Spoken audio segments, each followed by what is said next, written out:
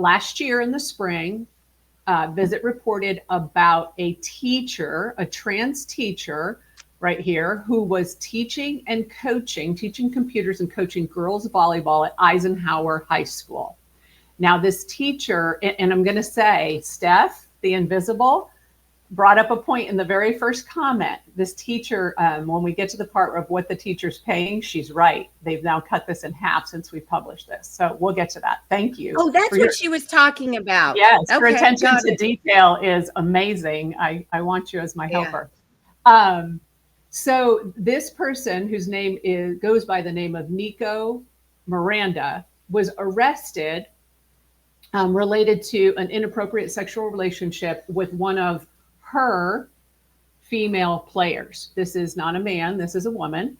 But the entire district believed, that parents were led to believe that this was a man. There was no indication given to anyone in the district, including the parents of the children that attend there, or the players on the team, that this was a woman. Now, well, but for Pete's sakes, that person does not look like a woman. That is very, very concerning.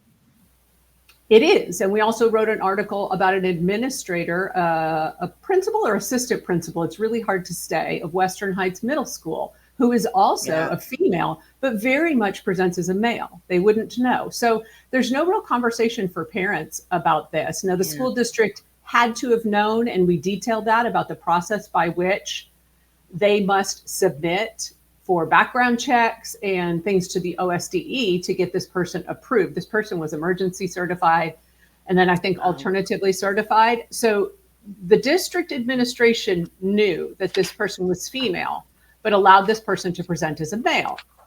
And then this person was arrested related to this relationship with the child. And I do want to say something interesting about this case.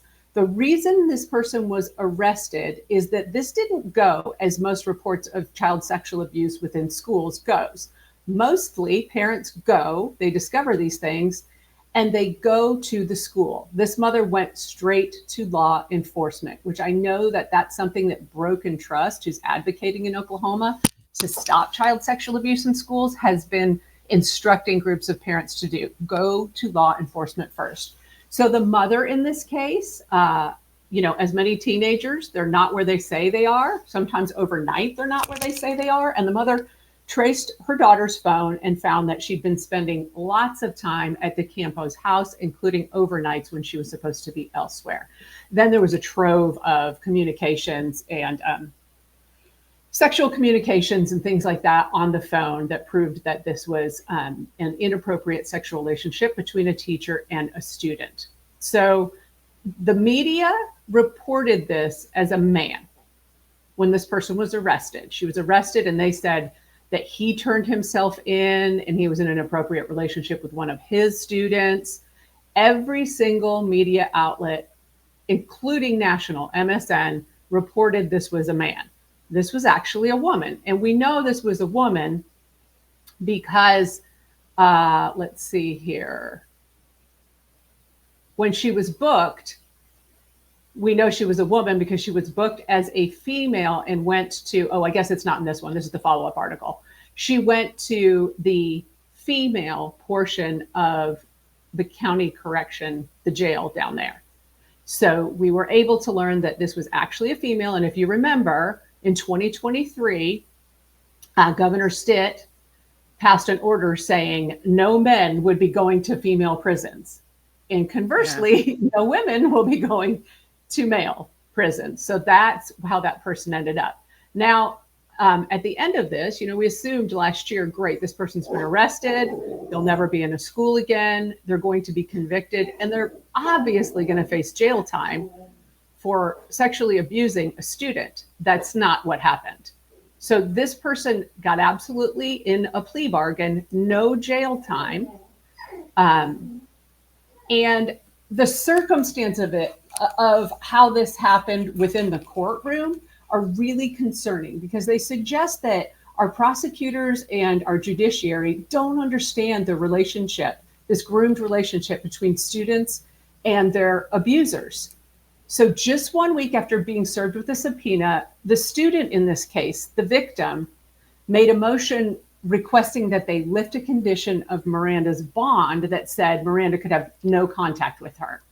So I want to say that again. They subpoena this kid, this teenager, and suddenly she's saying, "Oh no, she can see me.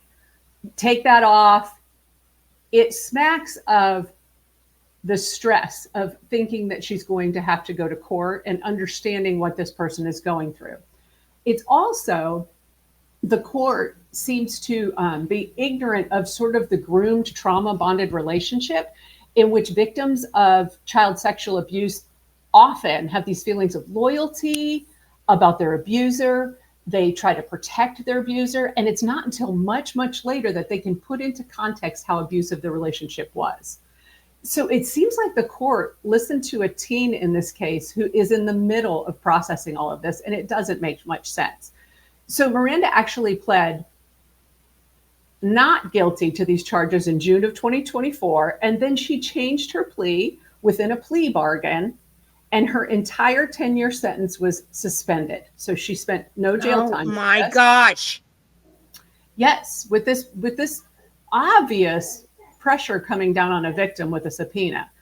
She was ordered to pay $50 a month, which now our astute viewer noticed that in further filings is now down to $25 a month on a $1,000 fine. And strangely, the plea bargain says that she cannot be employed within a school system during the 2 years of her supervised probation. So she's only getting 2 years of supervised probation.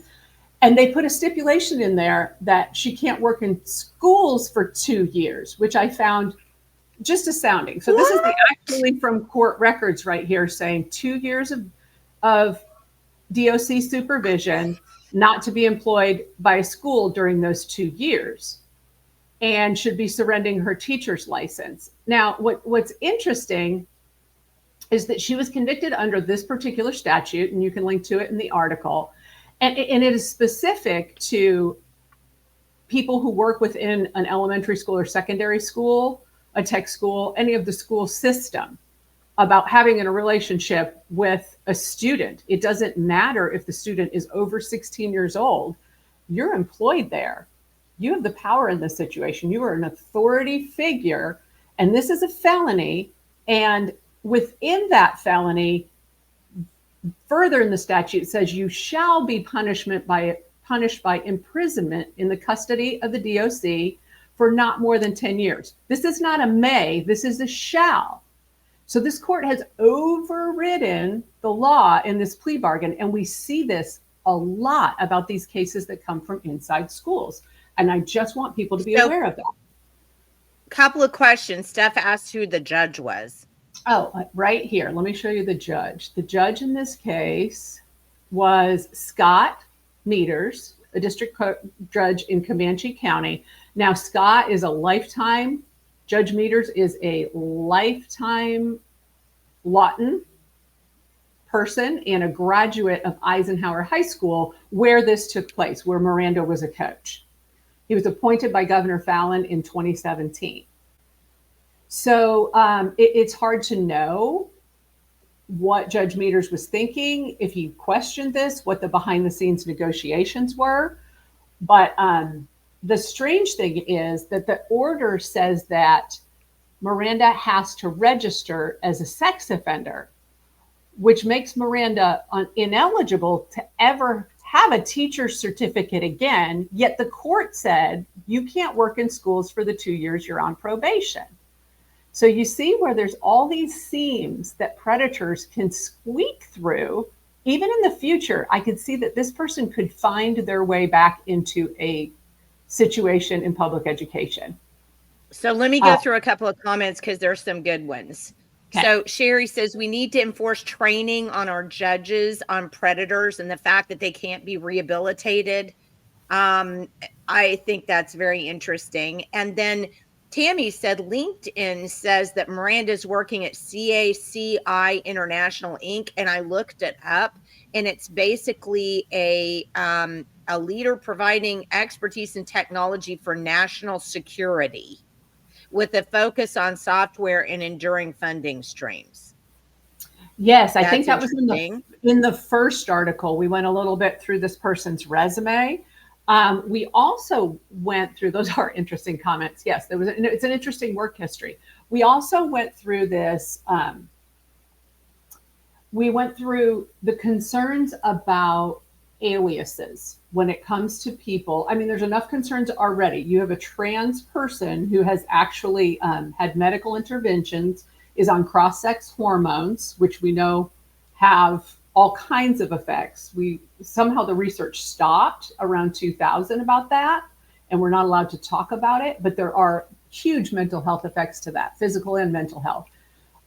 But there's often many what I would call aliases. There's the original name. This person went by Misty Star Miranda. Yeah. This person went by Nico Misty Star Miranda. There's also Day Ocampo that is put into this person's name. So there are all these iterations of the names, and the court records for this person do not connect, which is scary when you're talking about an intervention with law enforcement under a female name, then an intervention with law enforcement under a male name, or a hybrid of the two, and that they don't connect. So when we're doing background checks on these people, are we catching it all? In this case, I have my doubts because they did not connect, and it was very hard to find where this person had legally changed any name. So it's just sort of this floating thing. Lisa said, would this week's sentence have happened if she were an actual man? And I think that's kind of an interesting thought. John says, all administration school board members need to be held accountable for these actions. This would force the evil people out and put in good people. Sherry says, surrender the certificate, but you can go back in 2 years. This is how the private schools get pedos. Excellent point. Excellent point. And she's going to find that way to be around kids. Trust that. Exactly. And we're in this situation where there are so many. We're in this chronic teacher shortage. It's become the norm over the last decade and a half. And it seems that schools are taking people that they shouldn't be on an emergency basis or an alternative certification. And that just creates a scene for people who are seeking access to children for nefarious reasons. Yes. Okay.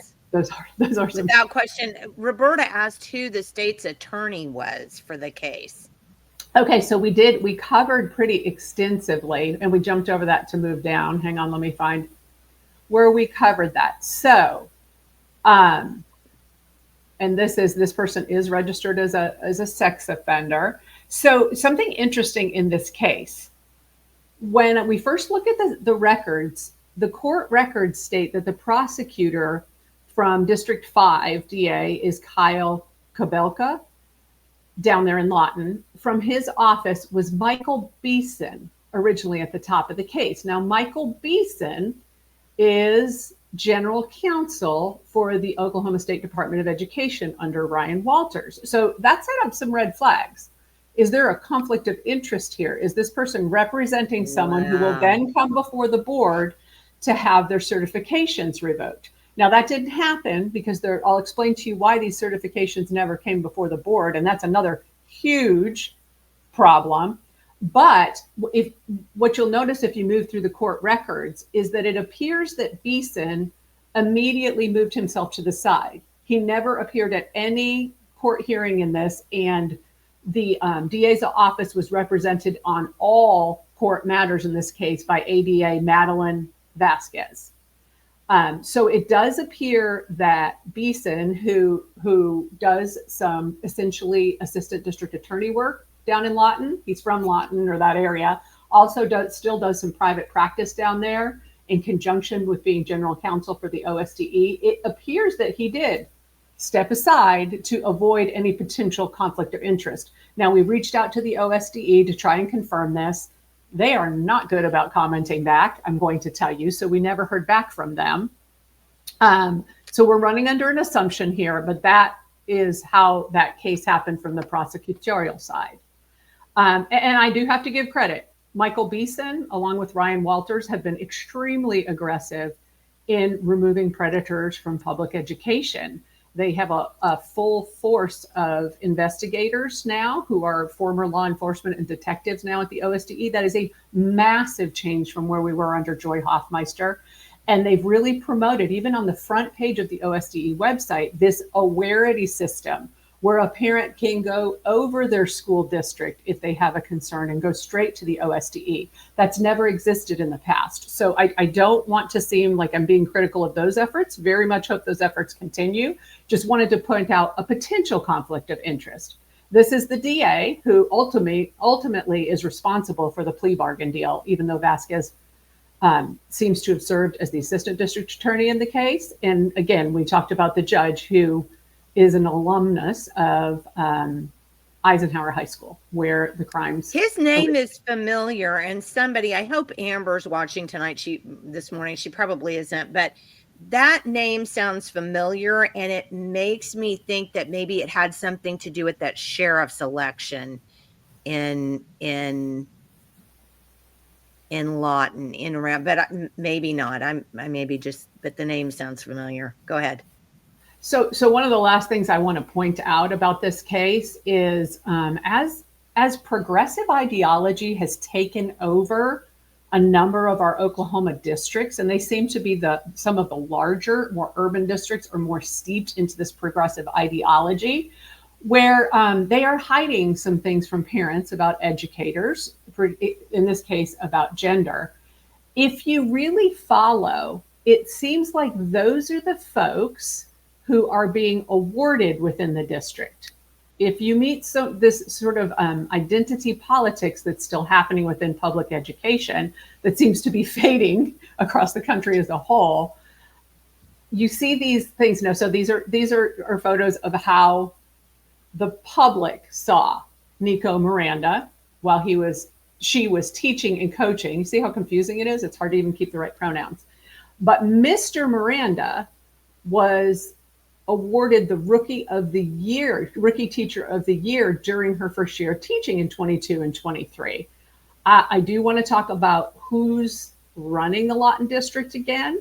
Superintendent Kevin Heim is still running the Lawton District, was at that time longtime superintendent there, refused to comment at the time last year to us about Miranda's arrest, the district policies. We have a locker room, bathroom policy here. How is that followed? And about whether any parents were informed that this was actually a female portraying as a male in the classroom and on the court coaching. The big problem is that districts are so unaccountable. They button down and they almost always refuse to comment about these situations because they know that they won't be held accountable. All they have to do is be quiet and let it pass by. So Heim's statement about this during the arrest called this person an employee, repeatedly said, of course, student safety is our number one priority. That's in every one of these sentences after a kid is sexually abused. And the very same board meeting where they were hiring Miranda in 2022, which means they're doing background checks, they know all these things, Heim and his wife are being celebrated by the school administrators union as superintendent and administrator of the year. So there's a lot of awards flowing here for these folks as they're knowingly hiding these things from parents and refusing to comment, to justify, to even explain whether they did or did not know what was going on. Well, and I want to know what makes these people, what are the criteria for these awards? I mean, I'm just curious. Well, I would say it's an internal club.